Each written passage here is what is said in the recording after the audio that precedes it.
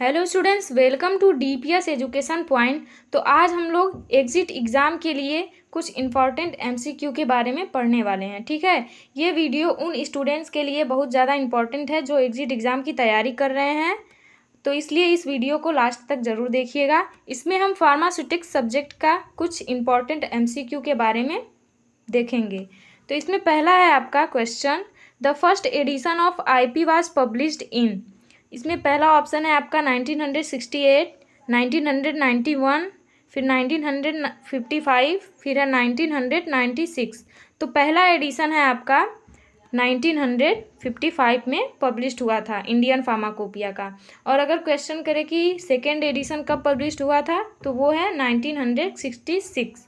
ठीक है, फिर उसके बाद है आपका which of the following is not an example of unit doses form.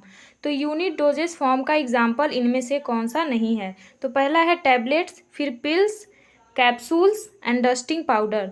तो जो टैबलेट, पिल्स और कैप्सूल्स है, ये तीनों यूनिट डोजेस फॉर्म है, इसको हम एक बार में लेते हैं। ठीक है, फिर जो डस्टिंग पाउडर है वो यूनिट डोजेस फॉर्म में नहीं आता है।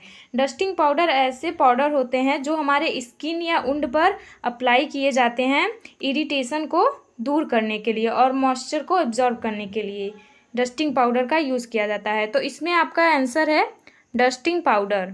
ठीक है, डस्टिंग पाउडर जो है वो यूनिट डोजेस फॉर्म का एग्जाम्पल नहीं है। फिर उसके बाद है the fifth edition of BP was published in. तो पांचवा एडिशन ब्रिटिश फार्माकोपिया का कब पब्लिश्ड हुआ था। इसमें है आपका पहला ऑप्शन 1932, 1914, 1946, फिर उसके बाद है 1993। तो जो पहला एडिशन है आपका ब्रिटिश फार्माकोपिया का वो 1914 में पब्लिश्ड हुआ था।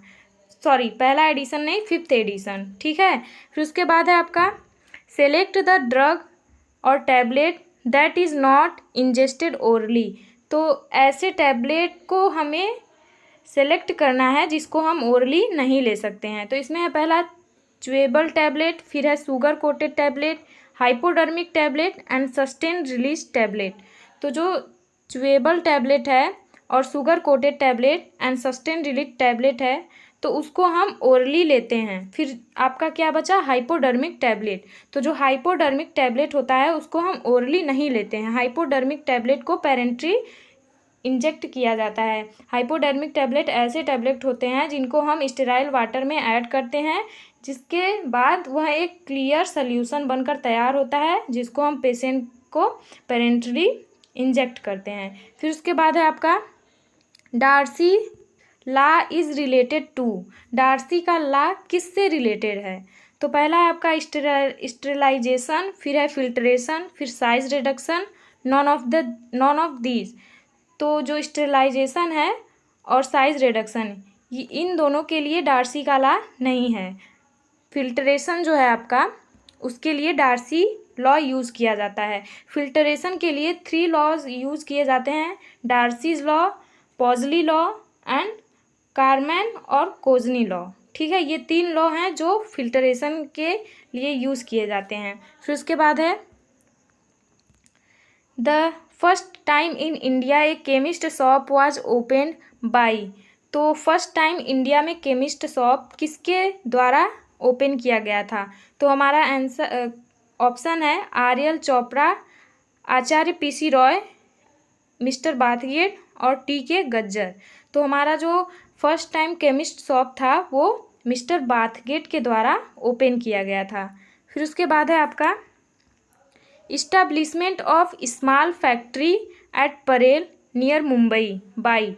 तो जो स्मॉल फैक्ट्री परेल में ओपन किया गया था, इस्टेब्लिशमेंट किया गया था मुंबई के पास, वो किसके द्वारा किया गया था, टी.के. गज्जर।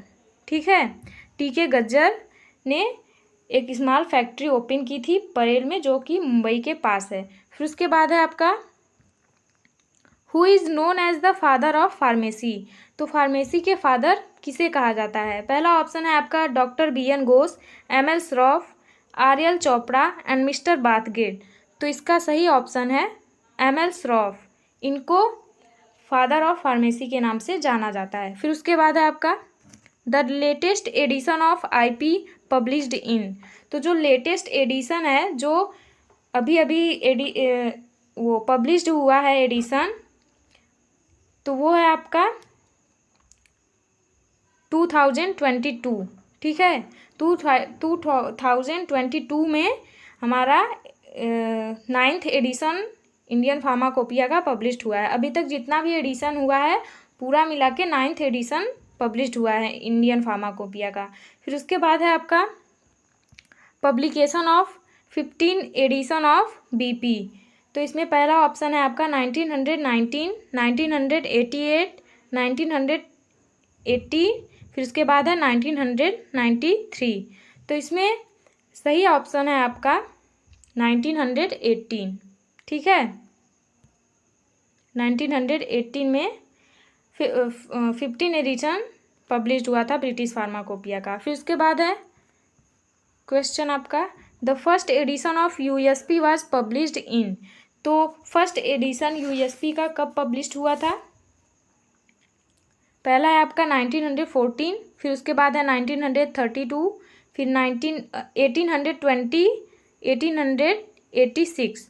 तो पहला एडिशन यूएसपी का 1832 में पब्लिश्ड हुआ था। फिर उसके बाद क्वेश्चन है आपका, extra pharmacopoeia originally produced by. जो एक्स्ट्रा फार्माकोपिया है वो किसके द्वारा प्रोड्यूस किया गया था? ठीक है, तो पहला ऑप्शन है आपका एम.एल. श्रॉफ, दूसरा है बी.एन. घोष, फिर उसके बाद है आर्यन चोपड़ा, फिर है विलियम मार्टिंडल। तो जो विलियम मार्टिंडल है उन्होंने इसको प्रोड्यूस किया था, किसको? एक्स्ट्रा फार्माकोपिया को। ठीक है, फिर उसके बाद है आपका, which of the following is not an example of primary packaging.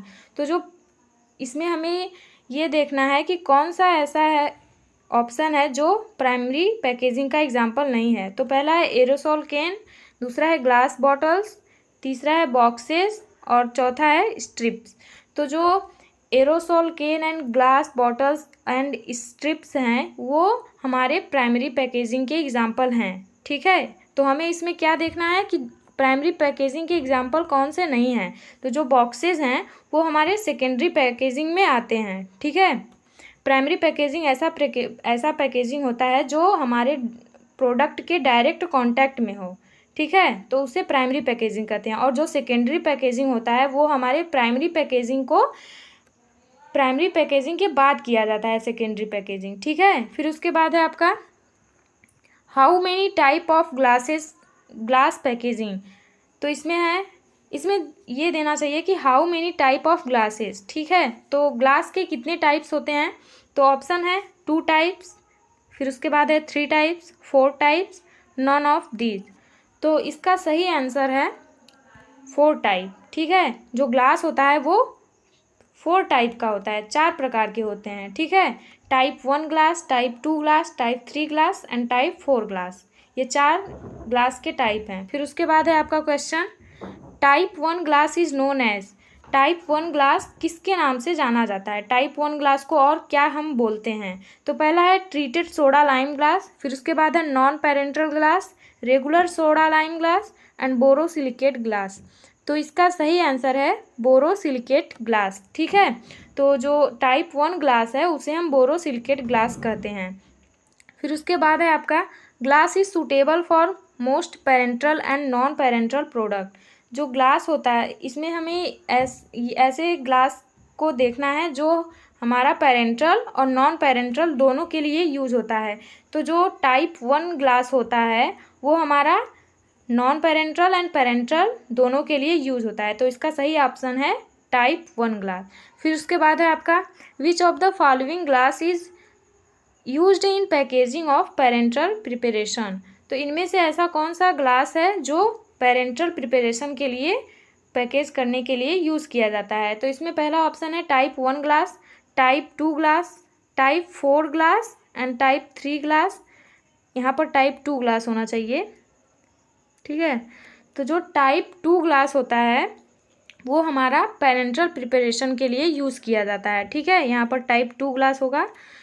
तो जो टाइप 2 ग्लास होता है वो केवल पेरेंटल के लिए यूज होता है और जो टाइप 1 ग्लास होता है वो नॉन पेरेंटल एंड पेरेंटल दोनों के लिए यूज होता है।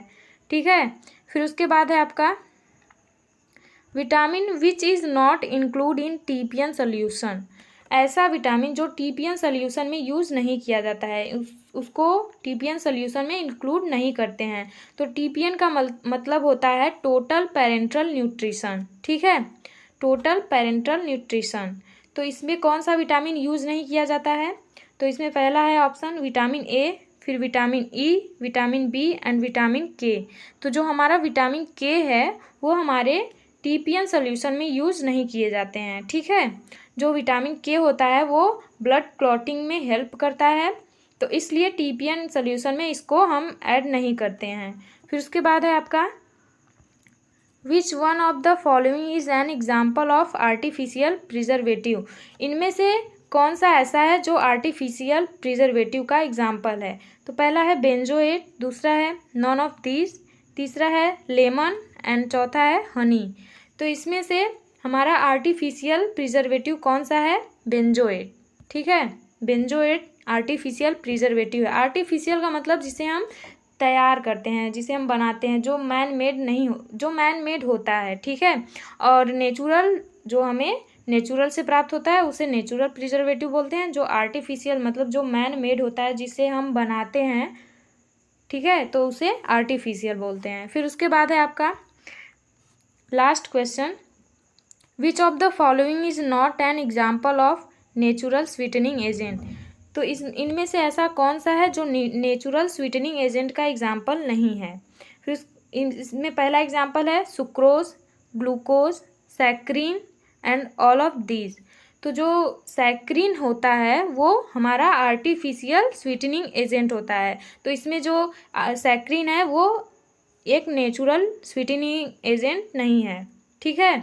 और सैक्रीन ऐसा शुगर होता है जिसको हम थोड़ा सा यूज़ करें तो वो हमारे टेबल शुगर के अपेक्षा बहुत ज़्यादा स्वीट होता है, ठीक है। टेबल शुगर का वो मतलब होता है जो हम अपने घरों में चीनी का यूज़ करते हैं उसे हम टेबल शुगर बोलते हैं, ठीक है। तो सैक्रीन जो होता है वो टेबल शुगर की अपेक्षा बहुत ज़्यादा मीठा होता है और ये एक नॉन न्यूट्रिशनल शुगर होता है, ठीक है। तो आज हम लोग फार्मास्यूटिक्स का 20 MCQ के बारे में डिस्कशन किए हैं। फिर नेक्स्ट वीडियो में आपको और MCQ प्रोवाइड किए जाएंगे, इम्पॉर्टेंट MCQ जो आपके एग्ज़िट एग्ज़ाम में आ सकते हैं या जो आपके एग्ज़िट एग्ज़ाम के लिए बहुत ज़्यादा ज़रूरी हैं, ठीक है। तो अगर आपको ये वीडियो अच्छा लगा हो तो इसे लाइक कीजिएगा, शेयर कीजिएगा और हमारे चैनल को सब्सक्राइब कीजिएगा, ठीक है। धन्यवाद।